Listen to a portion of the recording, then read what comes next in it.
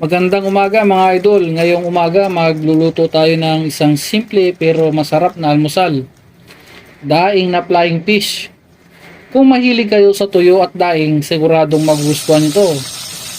Ito ang ating daing na flying fish. Hindi na ito kailangan ng maraming sangkap dahil malasa na siya.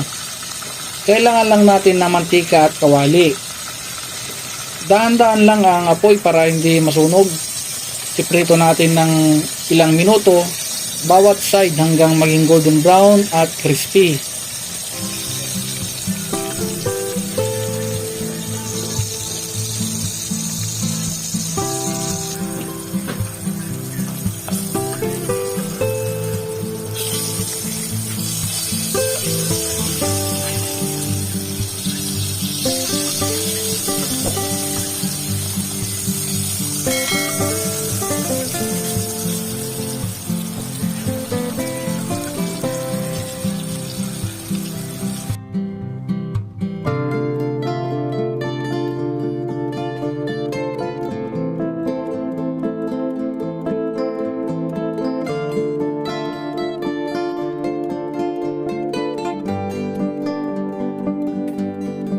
Ayan, luto na.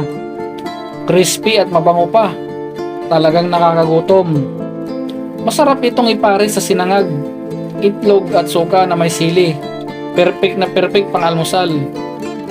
Kung nagustuhan nyo ang simpleng luto natin ngayon, huwag kalimutang i-like and share at subscribe sa ating channel. Salamat sa panonood.